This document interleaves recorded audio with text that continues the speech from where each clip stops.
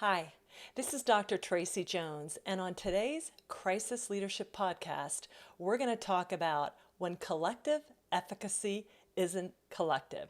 And why this is important is no matter what you do as a leader or how many great followers you have, there's still going to be some people in your organization that are not all in. And today in our podcast, we're going to talk about how to spot it and what to do about it.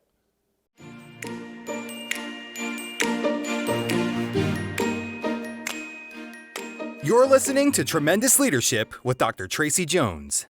Hi, this is Dr. Tracey Jones. Thanks so much for joining us on our Crisis Leadership Podcast.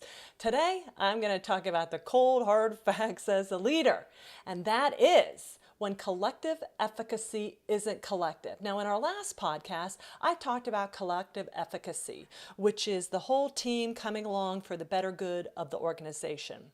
But what happens if you have a fissure in the organization? If you have a fracture where half the people want to go along with this and half the people don't. For example, during my case study of the merger that I did, half of the senior staff were for it and half were not. And it was pretty much a 50-50 split.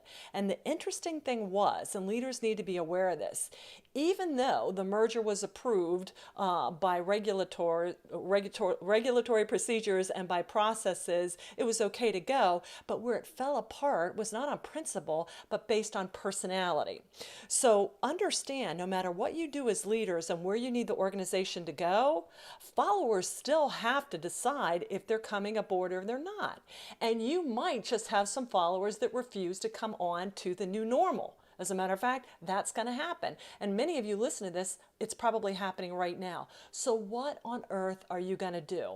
Well, let's talk about this. Let's break this down, because this is where leadership really happens. Leadership is easy if everybody goes along with it. Heck, you don't even need leaders then, because everybody just does the right thing all the time and is autonomous and self-disciplined. Gee, wouldn't that be a wonderful world to live in, okay? But this is the world we live in, and we have to find as many of those people as we can and cultivate the ones that can be brought there. But what about the rest? What about the rest that aren't going to come on board?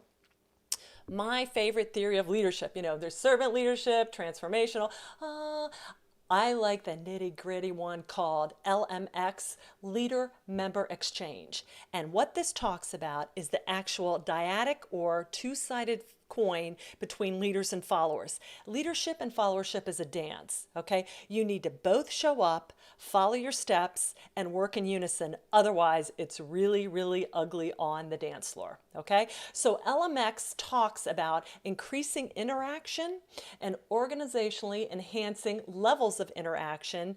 And one of the things they talk about with this is they call it the in-group and the out-group. So when you're new to a job, you have the boss here, you have the follower here, and there's kind of strangers, okay? They don't really know each other. But as time goes on, Lord willing, and you're out of your probationary period, you start to, as a follower, gain more trust because you're doing stuff. And then you can do stuff without being looked at. And then hopefully you get up to management and you start doing stuff by getting stuff done through other people, and you keep climbing up the chain if you want to. Some people just want to keep doing the execution stuff, which is fine. But what they call this is the in-group and the out-group. So the more you spend time with the leader and the follower spend time together. It's just like practicing a dance routine. You get to know each other. You get to know the level of expectations. And when the highest form of LMX interchange is when you get to the point where the leader and the follower are honestly really co-followers and co-leaders, and they can flip over to each other's role at any time. This is brilliant. If you've got followers on your team that you can just not just trust, but entrust, count your lucky stars, okay? Because that is what every organization should be striving for. So they call this the in-group and the out-group. And the people that are in the in-group are the ones that really have built organizational citizenship behaviors. We talked about that last time. They can be trusted. They act ethically. They don't waste time. They get stuff done. If they make mistakes, they own them. They really have this extra show up. They figure out solutions without you waiting to tell them what to do. They're in the in-group, okay? The out-group is the people that really, the outliers that just, they're passive. You got to prod them. You got to follow up. You got to light a fire under them. You got to do all these things to try and get them just to show up and earn a paycheck, okay? And I watch a lot of the people in the research, and they're like, oh, this isn't right. What do you mean it's not right? It's life. I mean, if you're going to fight me on everything, how can you be in my in group? Do you have friends in your inner circle that go behind your back and steal from you or stab you in the back or do this stuff? No, okay? You want followers that are in the in group, okay? So when you have this collective efficacy and you decide how you're going to get through this crisis, everybody has to be all in. And in this merger I looked at, even after the merger happened, there was still a pronounced group of people that didn't want to happen, and they let the new organization know every step of the way. So we're going to talk a little bit about that. So with LMX, theory of leadership, you always have people that are more engaged than others, but when the crisis happens, people typically tend to fall into two camps. One, they're excited. Woo, this is a way to move forward. We're going to get through this fog and friction. Here we go. Or they get entrenched. Heck no, I won't go. I want it the way it was. I didn't like it before. I really don't like this new way, okay? And they're going to really just dig in and become entrenched, okay? So an organizational crisis is really less about processes and principles, and it's more about personalities and preferences, okay? And leaders need to be aware that even though an opportunity makes sense to them on paper, employees that are less evolved on the LMX scale, in other words, they're not really all in, or they're kind of in the out group, they're going to be more self-focused. Hence, the need to assess the organization before you determine if you can count on them to help you get out. Now, the last podcast, we talked about SOB or OCB. So the followers, or even the leaders in some cases, that are more concerned about their own self, you're going to see them on the lower end of the LMX because they're going to be more motivated about themselves and less about the organization. So this comes out pretty quick in a crisis. Who's really in it for the good of the organization and who's not, who's in your in group, who's in your out group. You need to pay attention to this because you're going to come out of this. What do you do with the people that were in the out group throughout the crisis? You're going to have to deal with this. This organization that I talked to with the merger, they had to deal with it. So leaders and followers and co-leaders and anybody with a brain in their heads that wants to live to show up and get another paycheck and continue to gain experiences and live a tremendous life, you need to be aware. You need to drill down and really watch and see if there are pockets of people that may be saying one thing to you, but going back to the water cooler or wherever, or not in the workplace anymore, but sending notes and stuff like that, and just talking badly about what's going to happen. Don't assume everybody's all in. Okay. Even now when I go out for grocery shopping, I'll hear people talking about, they run into each other and their coworkers, and they're like, yeah, did you hear about this? Yeah, blah, blah, this stinks. And I'm thinking, wow, even with this, and even with still making it happen, they're not all in. Okay.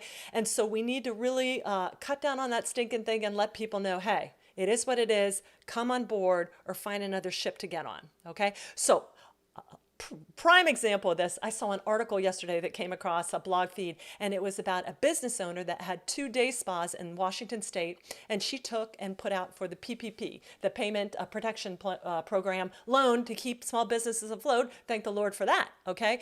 And she announced it to her employees. She got a forgivable loan to continue to pay people, and her employees hated her for that. And why did they hate her for that?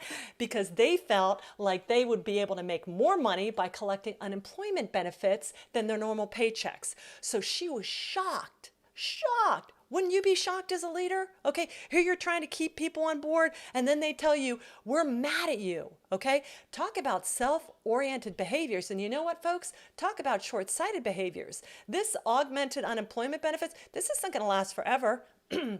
Excuse me, this is to get us through this rough patch. So how short-sighted? But we talked about that in the previous podcast. If you have that perspective where you're self-oriented, it's all about me and what I can get for the day, all right? So she was just completely flipped out. Now they're mad because if she's paying them, then they can't claim their benefits. So you know what? If you as a leader don't think that can happen, boy, you need to make sure. So I say rejoice because you get to see really who's in it for the right reasons. And in that case, there is no amount of leadership ability that can bring people that are completely self-oriented on board. She just needs to reevaluate and say, hey, are these the people that I really need in my service industry or not? And this is the gut check all the leaders of us have to make.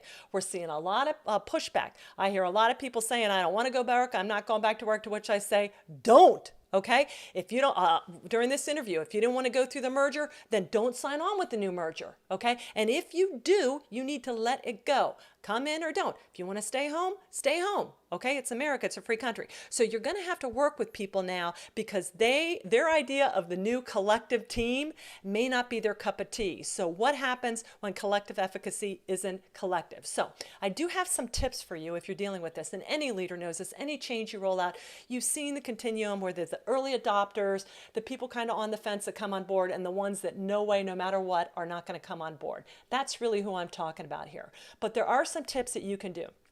What you want to do is you want to have the more big picture co-leaders work with the employees that really are just looking at themselves.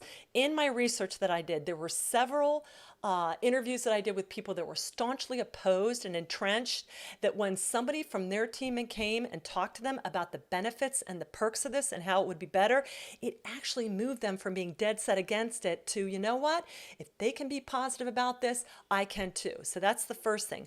Pair them with somebody to help them realize, you know what, hey, I'm not trying to make you move out anywhere you don't want to go, but I don't want you to lose an opportunity because you're worried about something that probably is not going to happen. Does that make sense? Okay, so let them get together to share their insights. Second of all, if people do come back, let them know, hey, it's your option to come back or not.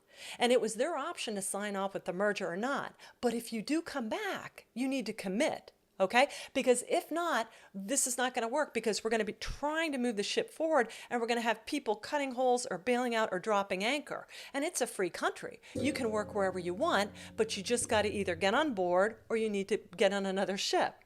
Lastly, I would recommend set a timeline.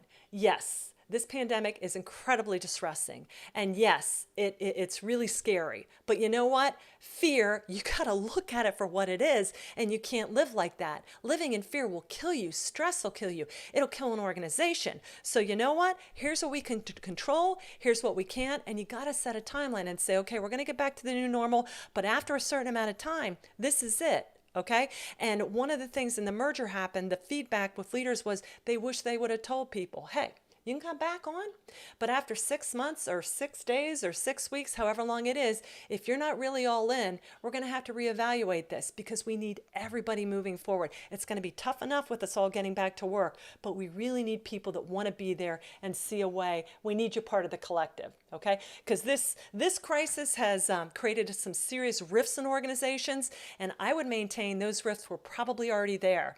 You're just seeing what was already in your people, and so you need to make sure this is a good time to go, you know what, this could happen again. And now that you see what really is in people, the ones that are really all about, hey, let's get together for the greater good of the organization versus, hey, I'm scared, I don't want to do this, and this is all about me. That's where leaders need to figure out, because if people are unwilling or unable to be led, they can't be good followers. They can't be developed. And that's where leadership really comes in. So this was a tough one today, when collective efficacy isn't collective. And my heart and thoughts are with you guys as you're dealing with this, because I'm sure you're having these dialogues. We all are, okay? And don't beat yourself up as a leader if you're thinking, gosh, I can't get everybody on board, okay? The followers have their role in this too, whether they're going to come back in and contribute and get back on this ship and sail forward. So thank you so much again. And if you like what you hear, please give us a 5-star review wherever you listen to this podcast. And please do check us out on tremendousleadership.com. Thank you for listening to Tremendous Leadership with Dr. Tracey Jones. Find out more about Dr. Jones at www.tremendousleadership.com.